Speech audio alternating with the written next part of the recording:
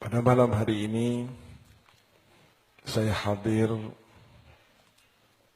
di majelis yang sudah tidak asing lagi untuk saya. Kenapa demikian? Karena sebelum adik saya Habib Syekh ini membuat majelis, saya 3 tahun yang lalu terlebih dahulu membuat majelis Jalsatul Ithnain. Atas perintah guru kami Al-Habib Umar bin Hafid yang beberapa tahun yang lalu, alhamdulillah beliau sudah berkunjung ke kota Kediri dan mudah-mudahan suatu saat akan ditakdirkan Allah berkunjung kembali. Tepatnya 3 tahun yang lalu saya diperintahkan oleh beliau untuk membuka majelis Jalsah Ithnain. Yang mana majelis ini awalnya dibuka pada tahun 1994 di kota Tarim, Yaman, Hadramaut. Mendadak beliau membuat majelis yang dinamai dengan Jalsah Ithnain. Hari sebelumnya belum ada rencana membuka majelis tersebut. Namun setelah subuh beliau mengatakan, besok kita akan buat Jalsatul Ithnain. Seseorang yang dekat dengan beliau dan bertanya, kenapa begitu mendadak? Beliau mengatakan, saya mimpi Kanjeng Nabi Muhammad SAW dan diperintahkan untuk membuka Jalsah Ithnain. Beliau, Kanjeng Rasul dalam mimpi yang saya lihat berkata bahwa majelis Jalsah Ithnain ini sanadnya, silsilahnya, mata rantainya akan bersambung kepadaku. Dimanapun majelis ini nanti diadakan, sejauh dan sebanyak apa rentetan mata rantainya, maka ketika rantai terbawah digerakkan, akan menggerakkan rantai yang paling atas, yaitu rantainya Nabi Muhammad SAW. Tadinya dalam hati saya ragu, saudara. Bagaimana saya akan membuat Jalsah Ithnain di kota Cirebon dan Kabupaten Kuningan, yang mana di situ sudah sangat banyak sekali majelis. Suatu malam saya mimpi Al-Imam Al-Ghazali rahimahullah. Beliau berkata, kenapa saya ngarang kitab lagi setelah banyak sebelum saya ulama-ulama mengarang kitab-kitab yang sama? Pertama, kata beliau, saya berharap mendapatkan syafaat dari orang yang baca kitab saya. Yang kedua, saya ingin mendapatkan pahala dari Allah, karena pasti 1-2 orang ada yang tidak membaca kitabnya A, B, C, walaupun dalam fun yang sama, tapi membaca kitab saya dan saya akan dapat pahala. Dan yang ketiga adalah merupakan tabiat manusia. Dia senang kepada yang baru. Jika seandainya ada sesuatu yang baru, pasti manusia penasaran untuk mencobanya. Maka kitab karangan saya yang termasuk baru beredar di masyarakat ilmu dan masyarakat Islam, berharap ada yang coba-coba pengen lihat apa karangan Ghazali ini. Dan 1 huruf yang dibaca dari tulisan saya oleh mereka akan memberikan 1 nilai pahala jariah di sisi Allah Subhanahu wa taala, sebagaimana sabda Kanjeng Nabi, au ilmun yuntafa'u bihi. Ada sedikit masih keraguan di dalam hati saya. Maju mundur tidak terlalu seperti kemarin. Sehingga pada hari di mana minggu saya akan membuka majelis tersebut, alhamdulillah, tahaddutan bin ni'mah, mudah-mudahan saya tidak ujub dan riya serta sum'ah, bahwa tepatnya di malam Senin saya dalam mimpi kerawuhan Kanjeng Nabi SAW. Saya dalam keadaan tidak siap pakai kaos dalam. Tiba-tiba ada salah satu ulama yang datang nyamperin saya mengatakan, ayo Quraisy, cepetan siap-siap. Ada apa? Di situ ada Kanjeng Nabi. Maka saya turun dari rumah keluar, menemui Kanjeng Rasul dalam keadaan pakai kaos dalam. Begitu saya sampai di sana, maka saya akan selaman kepada Kanjeng Rasul.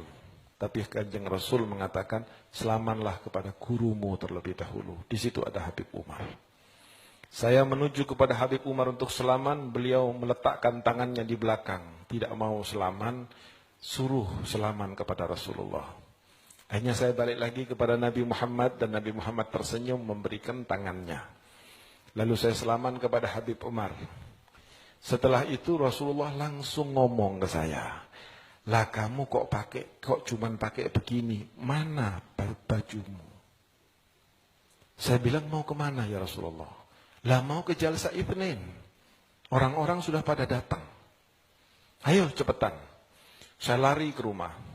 Lalu keluar dari rumah saya bareng dengan Habib Mundir Al-Musawah nyusul Kanjeng Rasul menuju ke Jalsa Itsnain. Pada saat saya sampai ke masjid terlambat, Nabi Muhammad sudah duduk di depan.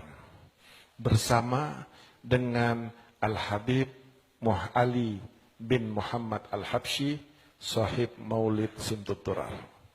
Di sampingnya ada Al-Imam Abdurrahman Ad-Daibai, sahibul Maulid Daiba. Di sebelahnya lagi ada Al-Imam Al-Barzanji, dan di sebelahnya lagi ada Al-Imam pengarang Maulid Syaraful Anam. Kemudian Al-Habib Sayyidina Muhammad SAW meminta buku kepada Habib Umar untuk membaca Maulid Diyaul Lami. Disaksikan dan diridhai oleh para imam Maulid Nabi Muhammad SAW seperti Al-Imam Ad-Daibai, Imam Al-Barzanji, dan Imam Syaraful Anam. Dibaca Ya Rabbi Salli ala Muhammad oleh Kanjeng Rasul sendiri. Saya lihat jamaah yang hadir bercucuran air mata. Karena ketika membaca Ya Rabbi Salli ala Muhammad, Ya Rabbi Salli alaihi wasallim, biasanya orang lain baca buat Kanjeng Nabi. Tapi pada malam hari itu Kanjeng Nabi membaca untuk dirinya, buat jamaah yang hadir semuanya. Menangis bercucuran air mata yang hadir. Setelah Ya Rabbi Salli rampung dibaca, maka kemudian Nabi Muhammad menyuruh orang-orang tersebut untuk membaca maulid, termasuk Al-Daibai, Al-Barzanji, dan Imam pengarang kitab Maulid Syaraful Anam. Saya duduk di belakang. Nabi melihat dan mengisyarahkan untuk maju. Saya maju sampai pertengahan duduk.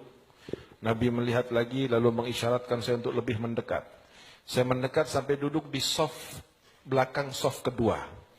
Kemudian Nabi mengisyaratkan untuk maju ke depannya. Saya takut untuk maju. Karena di depan saya lihat para ulama-ulama yang tidak saya kenal siapa mereka. Dengan jubbah dan imamahnya dan dengan wajah seterang bulan purnama semuanya. Akhirnya dengan gemetar saya coba untuk memberanikan diri melangkah duduk di hadapan Nabi Muhammad SAW. Lalu Nabi Muhammad mendekatkan wajahnya ke wajah saya dan berbicara. Ternyata yang dibicarakan oleh Rasulullah bukan pertanyaan yang besar, tetapi itu yang membuat saya kokoh dan kukuh untuk menjalankan amanah Majlis Jalsatul Itsnain. Ternyata Nabi Muhammad SAW bertanya kepada saya, itu siapa namanya? Kebetulan jamaah yang ada di situ saya kenal. Itu namanya Fulan ya Rasulullah. Dari mana? Oh dari desa anu. Sebelahnya lagi siapa namanya? Itu Fulan ya Rasulullah. Dari mana? Dari sana. Itu siapa? Ditunjuk satu-satu oleh Nabi Muhammad SAW. Sampai kira-kira 2, 3, 4 soft yang ditanyakan. Satu persatu ditanya. Lalu kemudian saya terbangun dari tidur. Mimpi itu saya haturkan ke panjenenganipun Habib Umar guru saya. Dengan dalam telepon. Lalu beliau berkata bahwa itu adalah isyarah. Bahwa Maulid Diyaul Lami ketika dibaca pasti diridhain oleh sahibul Maulid Al-Mutaqaddimin, pengarang-pengarang Maulid yang penuh barakah seperti Daibai, Barzanji, dan buku Maulid Syaraful Anam. Yang kedua kata beliau, Nabi ingin memberitahu kepadamu bahwa dia perhatian kepada mereka yang hadir Jalsatul Itsnain. Nabi Muhammad menanyakan siapa namanya, bahkan dari mana dia. Artinya ada dua rahasia di sini kata beliau. Dia akan diberkahi dan dia pulang ke desanya insya Allah akan membawa berkah dari apa yang diturunkan oleh Allah, barokah Nabi Muhammad dan para masyayikh di Jalsatul Itsnain, yang insya Allah nama dari Jalsatul Itsnain memiliki dua arti. Yang pertama berarti majlis malam Selasa, majlis yang diadakan hari Senin malam Selasa. Yang kedua, Jalsatul Itsnain ini memiliki arti dua, jalsah yang dua. Apa yang dua itu? Satu Allah, dan kedua Muhammad sallallahu alaihi wasallam. Jadi Jalsah Itsnain ini jangan lebih dari dua hal ini. Jalsah Itsnain yang kamu adakan atas perintah saya, kata Habib Umar, jagalah seperti kamu menjaga akidah dan imanmu. Jangan sampai ada tujuan politik masuk ke dalam majelis tersebut. Jangan sampai ada caci maki dan kata-kata kotor yang disebutkan di majelis tersebut. Jangan ada kebencian yang ditebarkan di majelis tersebut. Jangan ada hal-hal yang membuat kamu tergerak hatinya karena banyaknya jamaah untuk bagaimana kira-kira saya memperkaya diri, saya mengangkat derajat saya sehingga saya menjadi lebih kaya dan lebih mulia dengan Jalsatul Itsnain. Hati-hati, kata Habib Umar.